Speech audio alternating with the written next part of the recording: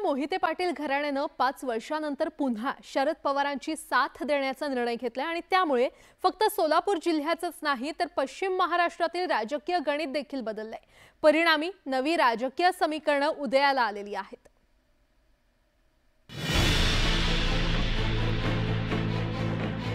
अकलूजच्या शिवरत्न बंगल्यावर तब्बल 10 वर्षांनंतर हे चित्र बघायला मिळालं। त्यामुळे सोलापुरातील काँग्रेसचे कार्यकर्ते आणि मोहिते समर्थक नक्कीच सुखावले, कारण काही वर्षांपूर्वी याच त्रिमूर्तीनं सोलापूर जिल्ह्यावर अधिराज्य गाजवलं होतं। सुशीलकुमार शिंदे मुख्यमंत्री असताना विजयसिंह मोहिते पाटलांनी शरद पवारांकडे आग्रह करून उपमुख्यमंत्रीपद स्वतःकडे घेतलं। मात्र अजित पवारांनी सोलापूरच्या राष्ट्रवादी काँग्रेसमध्ये लक्ष घालायला सुरुवात केली। त्यानंतर मोहिते पाटील घराणं राष्ट्रवादीमध्ये एकाकी पडलं। परिणामी 2019 मध्ये मोहिते पाटलांनी भाजपची वाट धरली।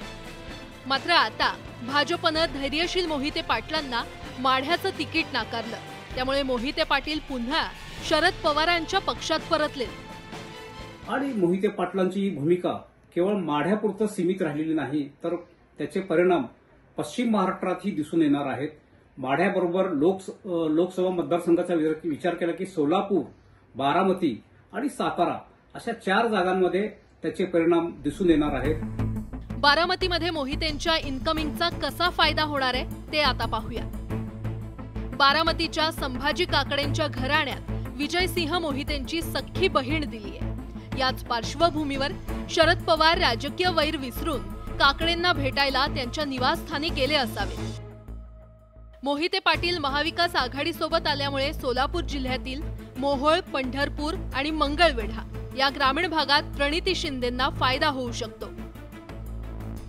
अकलूजचं मोहिते पाटील घराणं शरद पवारांसोबत पुन्हा गेल्यामुळे फक्त माढा आणि सोलापूर मतदारसंघाचीच गणितं बदलणार नाहीत, तर शरद पवारांची पार्टी जी आहे पश्चिम महाराष्ट्रात कमकुवत बनली होती ती पुन्हा एकदा ताकदीने उभारणार आहे।